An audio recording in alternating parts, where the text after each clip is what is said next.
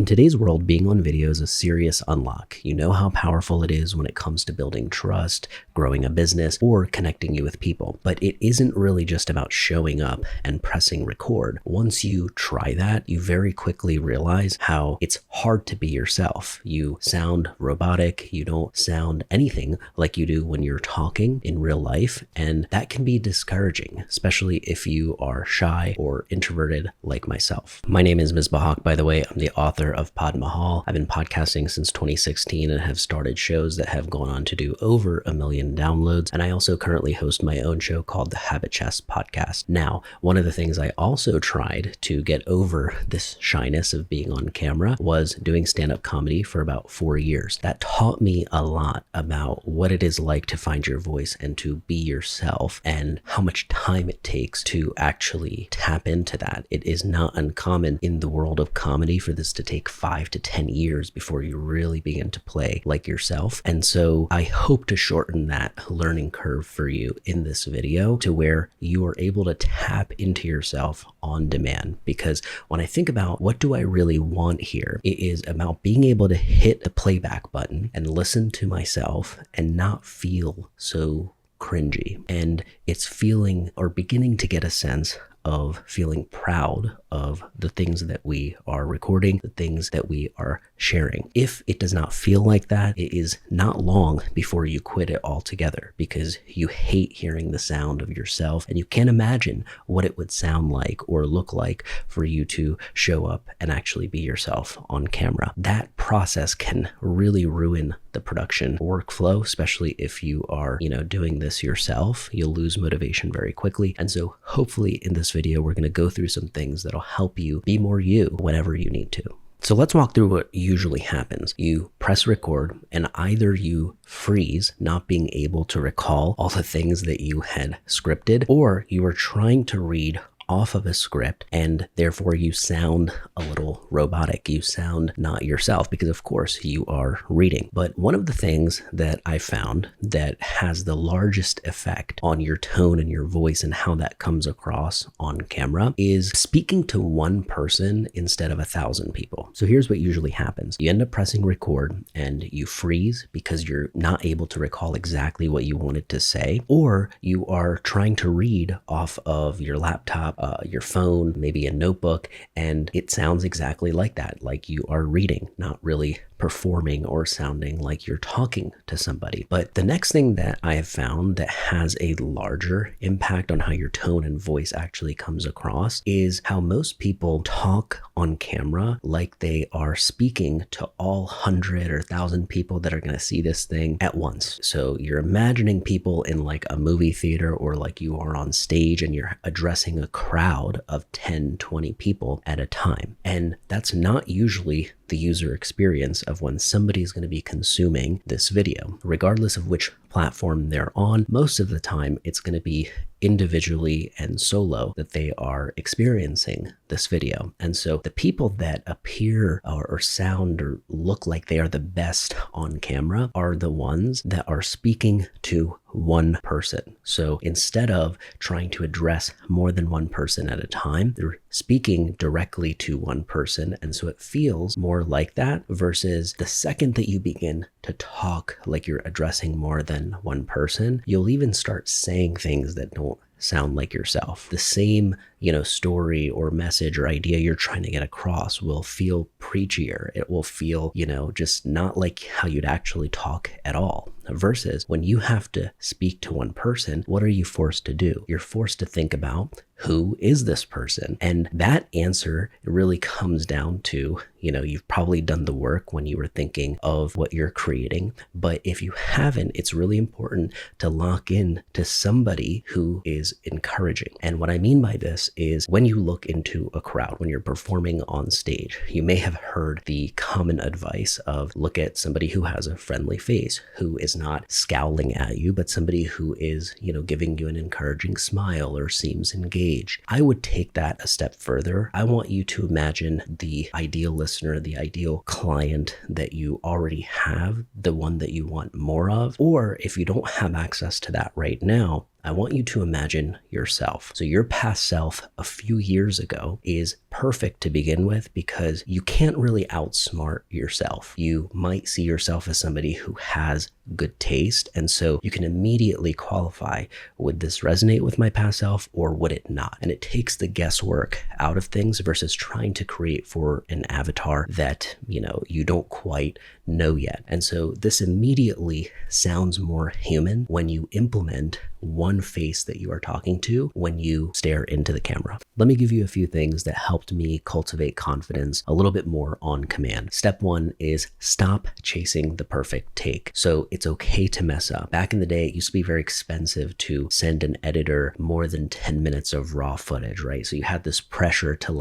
really get things down and tight and right on the first try and minimal retakes. But in today's day and age with text-based editing, it is not that expensive for you to try again. And a lot of what messes people up when they're chasing the perfect take is when you mess up, you feel frazzled, right? You feel thrown off that energy that you were kind of in sync with. And that is enough to kind of throw off the rest of your recording because you may not be able to get back on the surfboard and ride the wave, so to say. So what you want to do is really harness and stay in touch with that energy of yeah, I feel really good here. And if you mess up, it's okay. Back it up to, the last thing you can remember and try again. It can be very easily edited and deleted out. And what this does is it doesn't feel so terrifying if you're doing, let's say, a 5-minute recording and you do all 4 minutes perfect, but the last minute you begin to mess up. You don't need to start all the way at the very beginning. You can kind of develop the practice of backing it up a sentence or two and reshooting that again. And quite often you'll find that you're able to deliver it with more confidence on the second, third, or fourth attempt. Step 2 is to use bullet points, not scripts. The reason for this is when you have something that is perfectly word for word, you are now more focused on that and trying to deliver it perfectly instead of actually just kind of knowing and absorbing the material. And this has happened when I was doing stand-up comedy. It's very common where, of course, you want to get some of the wording of some of the punchlines or premises that you're saying in a very perfect pinpoint way, but not everything in your set can do that. If every word of your set feels like it was crafted that way, it's not going to come across how you intend. And so what you have to do is you have to have bullets that represent some of the main points in a way that helps you recall exactly what you want to say. So I can look at, in a set list, you would have 1 or 2 words that represented the joke that you were doing. And that would be how you would map out your whole set, whether it was 5 minutes, 20 minutes, or 60 minutes. And so one of the things that you're going to do is when you write these bullets down,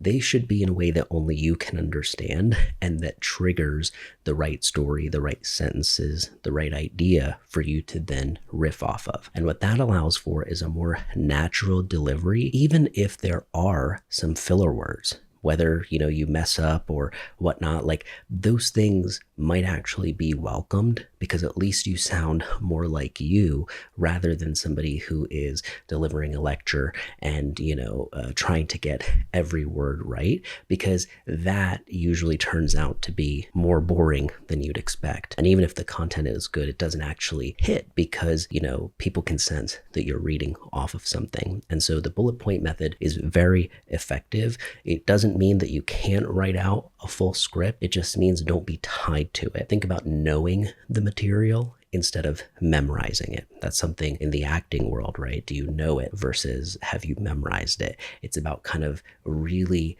understanding what you're going to be talking about that day, reviewing your script or your bullets in that way, I find gives me a ton of confidence rather than trying to get each word right.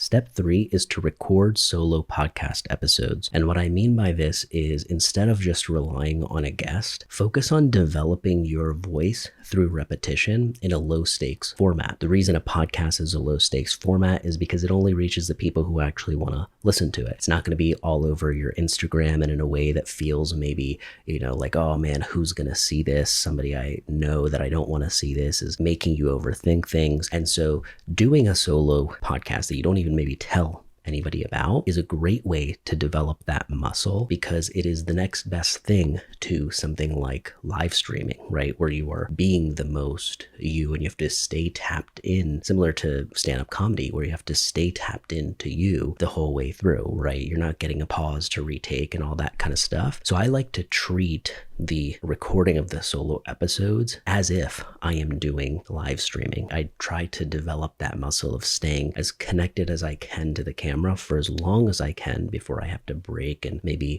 take another take. Keep in mind, by the way, that this is difficult even for some of the most talented comedians and performers to be able to sit there alone and, not go off of a crowd, not go off of a producer, to just sink into the camera is a rare skill, right? And so if you can develop it, it does go a long way. You don't need an entire videography team every single time you need to record, which can, make your costs a little bit more affordable. And so know that before you begin step 3. It's meant to be hard. It's meant to be training to develop your voice. And it's meant to be, kind of bad at first. But over time, you will get that repetition after each episode. You will see what I mean, where try to change 1% each episode. And you have more control of that than if you were just doing interview-based episodes where you don't really get much airtime to maybe even talk, right? So you're forced to think about, what do I want to say? And you're forced to do it in a way that feels more conversational and natural, versus if I was even creating for something like YouTube native, then there feels this pressure to really retain the viewer and to talk in a way that is like super YouTube-y maybe. But podcasts signal this thing for us in our brain and in the viewer's brain that, hey, this is going to be conversational. Maybe the filler words will be in here, and maybe there is less views and all that because of it. But that's not the point. The point is the training and the exercise and the practice that you are getting out of it. So step 4 is let the viewer pull it out of you. Most of the time we are in our heads thinking about the mess up we just made, how we look, how we sound, and that is kind of taking the focus away from the performance for the person it's actually meant for, which is the viewer. And so when you are thinking about them instead, all of a sudden the focus is pulled out of you, and now you're trying to speak to that person as if they're in front of you. If they were asking you a question, what would happen? You're forced to respond versus you're not really thinking so much about yourself. And so the key is, imagine thinking of that person in front of you, and they are the ones that is asking you the next question. And questions are great because they allow your brain to open the loop and need to close it and want to answer that question. And so if you can imagine that target viewer asking you that question, that really can get you out of your head and into the camera. And step 5, speak like you are explaining to your past self if you don't know where to start, because this is somebody you know very well, and this is somebody where you can actually channel the type of tone that feels natural. You have a good meter inside of that felt cringy. You may not know why right away, but try to explore that. When do you feel cringy? When do you not?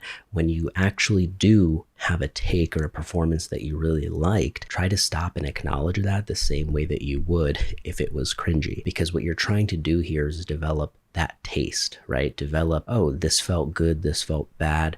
And then over time you discern, okay, this is exactly what makes it feel bad, right? When I say too many filler words, when I am looking away from the camera, when I am, whatever those tics are for you, you will find them over time if you speak to your past self, because you are really able to tap into them a little easier than maybe a stranger. If you wouldn't want to listen to what you're saying, or you can't even hold your own train of thought, then what you're talking about, what you're saying probably needs some tweaking. So along with speaking to a past version of yourself, imagine speaking to a smarter and more impatient version of yourself, because that is ultimately a great editor. If you keep that in mind, you will cut all the unnecessary information and really bring into focus what needs to be said. And just remember that quote from Miles Davis: it took me a long time to learn how to play like myself. It takes time and it takes reps, just like any skill, but it's worth practicing and it's worth training. Being on camera doesn't feel as draining as it does right in this moment when you don't need to wear a mask to do it. And that's the end goal. It takes time, it takes reps, but when you get to that place, everything becomes more frictionless. You can film videos faster. You can do more of them. You can do it more consistently. It's a muscle that you train just like anything else. And so I hope this video gave you some strategies you can implement right away. If you found this helpful, make sure to like and comment, subscribe, all that good stuff. It goes a long way. And of course, if you need some more one-on-one assistance, feel free to book a strategy call with me in the description below. I appreciate you taking the time to hang out, and I will see you on the next one.